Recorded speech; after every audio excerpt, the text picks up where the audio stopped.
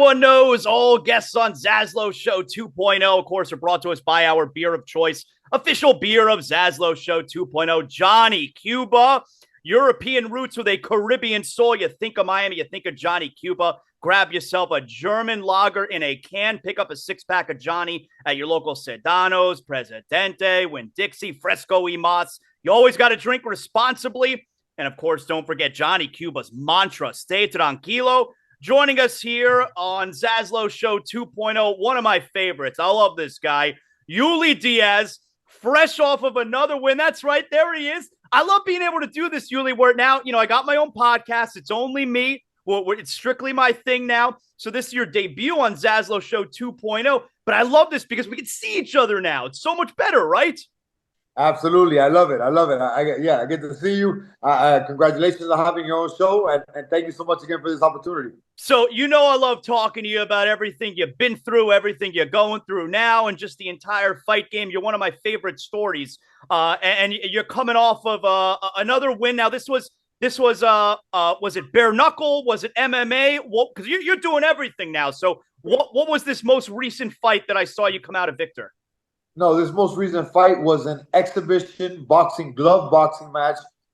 It was at the O2 Arena in London. That's amazing. I was on the undercard of Floyd Mayweather versus Aaron Chalmers. It was an amazing opportunity. I was scheduled to fight as the co-main event, but then they put two girls from a reality show as the co-main event. They spiced up the drama and they had the screaming back and forth, which is not my style. But God bless them. They had a great show. It was an amazing opportunity to be there. Dude, that's like O2 Arena. That's a major venue. What was that like? O2 Arena, it was, not only is it a major venue, but I got to grace the same floor that Floyd Mayweather fought on probably 15 minutes after my fight. It was packed to the gills, the rafters. It was, it holds 20,000. I have to say, if it wasn't 20, it was very close. It was a ton of people there. It was amazing, and to fly across the pond and go take care of business over there was just another blessing in itself. So how does that work? Did you how many days do you want to get there in advance when you're talking about flying overseas? You're talking about a time difference. How did that affect your training? You know what? I did a lot of reading up on this before I did a long trip, because it's about an 8-hour flight over there. So I got there a week before the fight. And what I learned was, I left Miami at 11 p.m. I got there at noon the next day because it's a 5-hour time difference. And what I did is once I landed, I went to the hotel, dropped everything off, and went sightseeing. Didn't go to sleep until you gotta stay up. Yep. Right. And I did that continuously for a couple of days. I didn't have not one bad day. I didn't feel sluggish. I felt great. And like I was mentioning to you before we got on the show, the food over there was amazing. The people were great to me. I didn't meet one person I didn't like in London.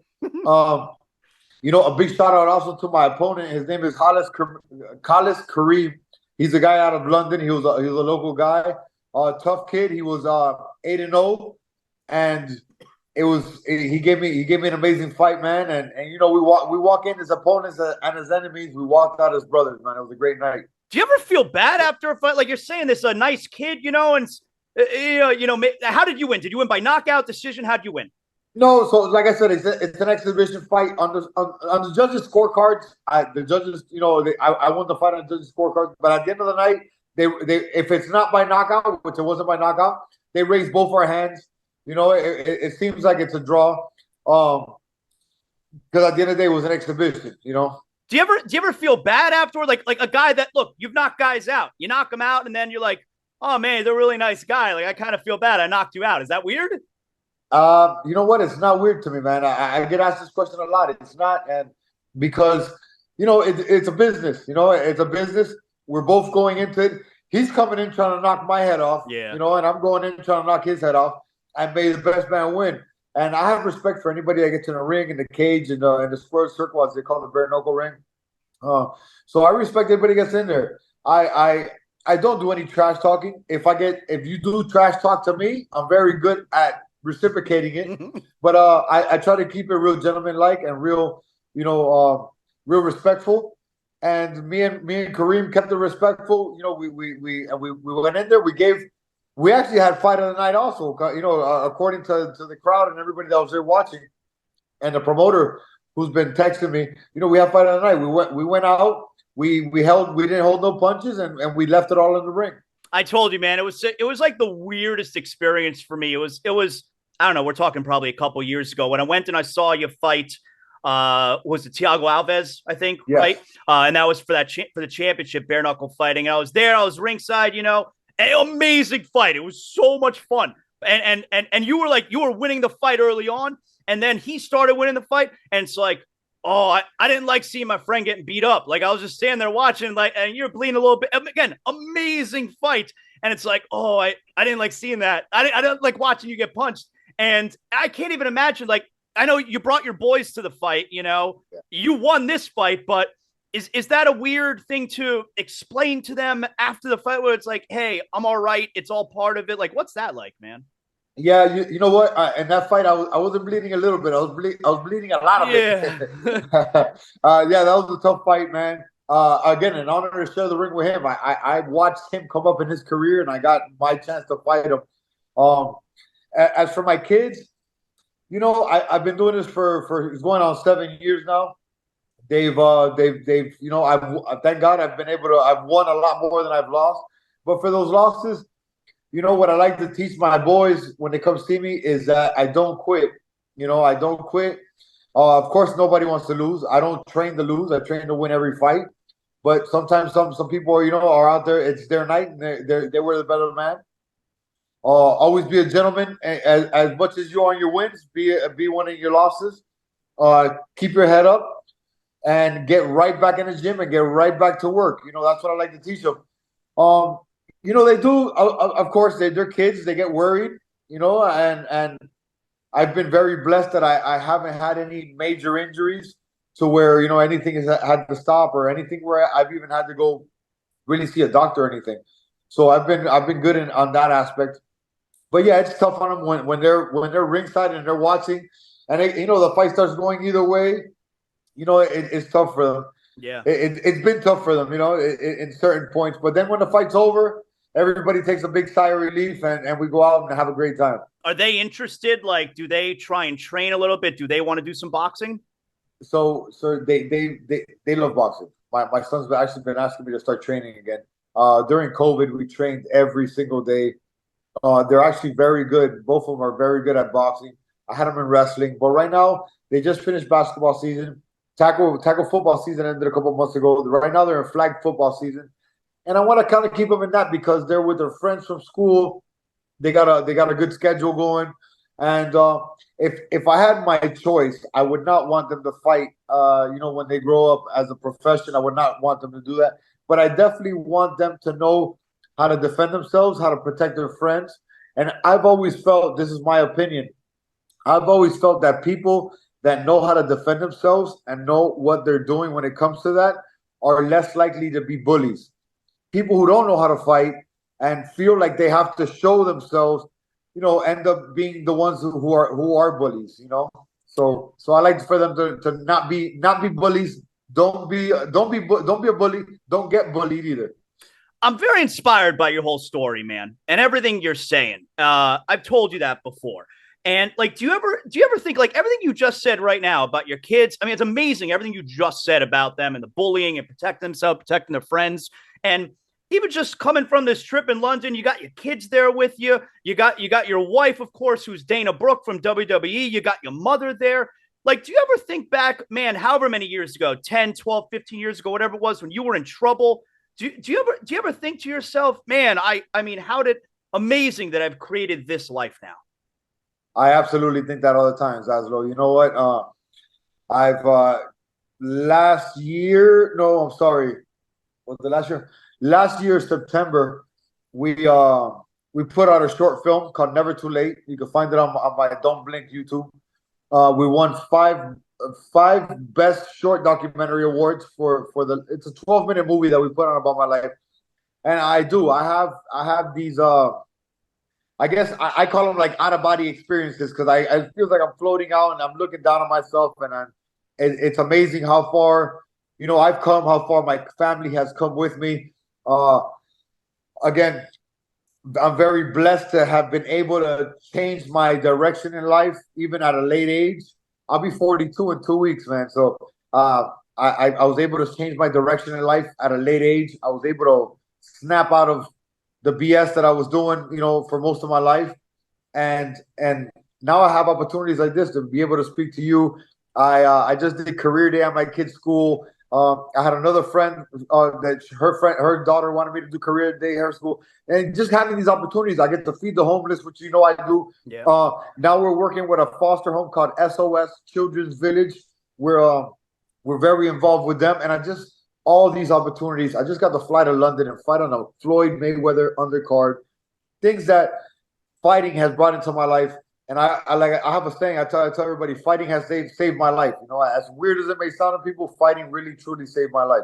Was there like a moment where the light just clicked on and you're like, I got to change this shit. I can't be doing this anymore? Yeah. There was definitely a moment, and I'll never forget it. It was November of 2016, and I was just tired of all. That's one thing. Like, you could always wish the best for people and give people advice on what to do, but if you don't have it in to do it yourself, then you're not going to get it done. So finally, that day in November of 2016, I was tired of my own crap. I was tired of what I had going on. And I was looking for a way out, and fighting came in my head. I honestly, my first thought was like, man, I love fighting. I did amateur boxing and fighting as a kid. I'm gonna give this a try, and just my bucket list thing, and take a couple pictures for Instagram and tell my kids I did it. And the moment I started it, before I even got to my first fight, just the hard work I had to put in. I became accountable to people, accountable to my coach, accountable to the people in my gym. Because if I missed a day, they'd call me like, "Hey, what's wrong? Everything all right? Where you at?" So that accountability, the consistency, and the hard work that I put in, once I got to reap the benefits of it, which was getting my first fight, winning by knockout, it was the best moment I've ever had in my life, the best feeling. And that's what just kept me going. I was like, you know what? Let me do this one more time. And one more time has turned into 7 years later, 25 plus fights in almost every combat sport. I have the record for the fastest knockout in combat sports history.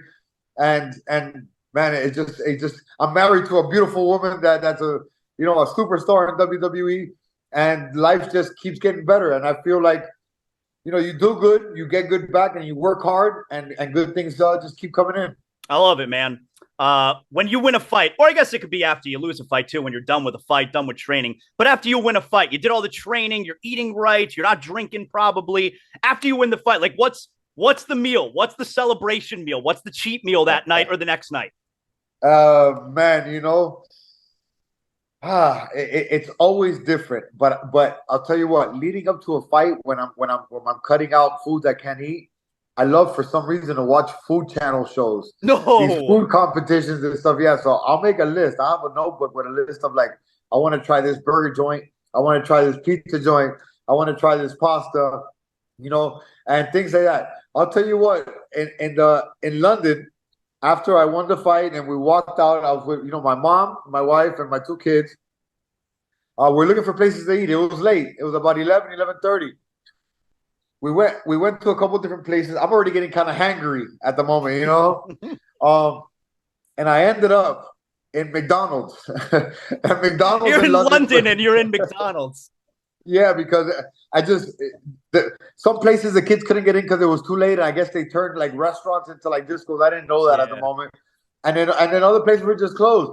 And McDonald's was literally door to door with my hotel, so I went in there, got me a Big Mac, got me a quarter pounder with cheese, got me some fries. I got every dessert on the menu, and I had a great time. That's good stuff, man. That's really good. Tell everybody, like you said, the Don't Blink podcast. Tell everyone what Monster's got going on right now. All right, so man, I got a lot going on right now. I just ran my first half marathon. I'm running another half marathon on 305 day on Sunday. I'm running a half marathon at Miami Beach. I just signed up for my first triathlon. I got a lot of big things like that coming up as well as fighting. We talked before the show got on. I got a big opportunity coming now. We'll come back and do another show once all that gets signed and sealed and delivered. Don't Blink podcast right now is on a break just because I have a lot going on with the fighting. But they can still go to Don't Blink podcast. Catch up on some shows, and I have a lot of new things coming to the channel. So and on the channel as well, you can also find Never Too Late, which is the documentary, 5-time award-winning documentary that we made. So and you can also find me at Uly ULY_monster on Instagram. That's a daily thing. You can keep up with me daily on that. Awesome. I love having you on the program, man. I love your story, continued success. I'm glad you won last week. Really good stuff, Uly. You're welcome on the program anytime. You know that. ZASLOW, I truly appreciate you, man. You've been with me since the beginning. Always showed me love. Always give me a voice. I truly appreciate you. How's your son doing? Oh, yeah, we're good. The older one, lots of soccer. We're traveling all over Dade and Broward. We're playing soccer. The younger one's playing some basketball. We're very, very busy here, Uly. Very busy. That's awesome. That's awesome. Well, blessings to you, man. Thank you so much. And we'll speak again in a couple of days once I sign, seal, and deliver this fight. Definitely. Great job, Uly. Thank you, man. Yes, sir. Thank you. Thank you, Zach.